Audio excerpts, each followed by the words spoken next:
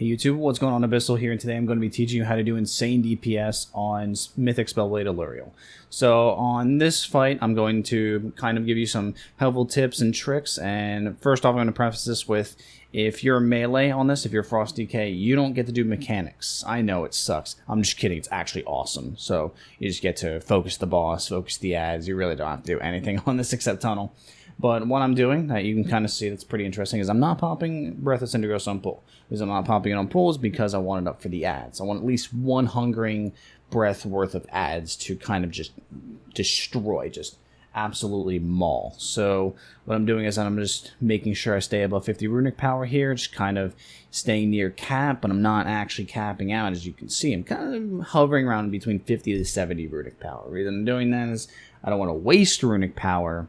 At the same time, I don't want to be low because I'm going to pop breath soon. The reason I pop breath there is because it's not going to, the ads are not going to be up for 2 hungering worth. So I don't need the full ad, or the full breath worth of the 2 hungering worth on the ads. They're just not going to survive that long. Felso almost killed me there. Pop AMS, thank God.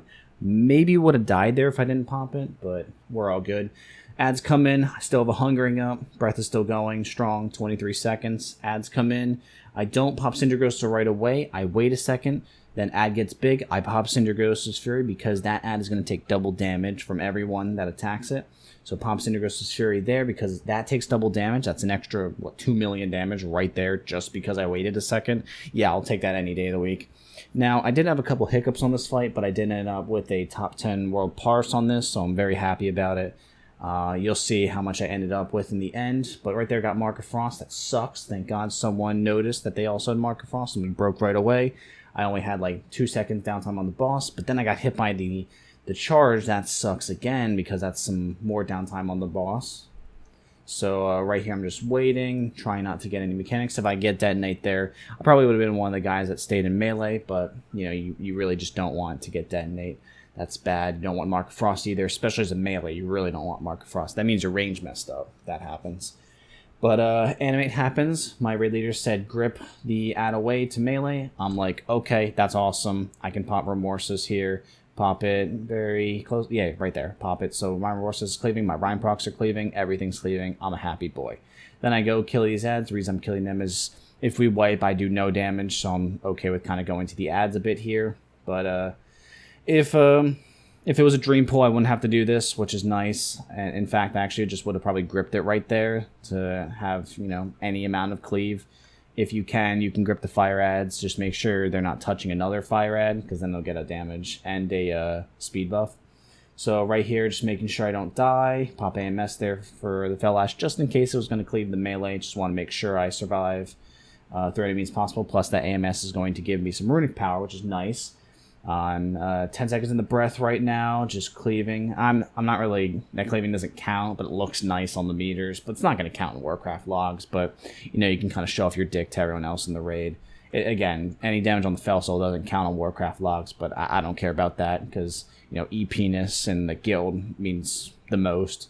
I'm not going to have breath for the arcane ads, but that's okay because the most important thing is you have breath for the frost ads. So, you know, I'm just trying to cleave as much with Remorseless and Rhyme procs. Get a Rhyme proc there. That's really nice. That's a ton of damage.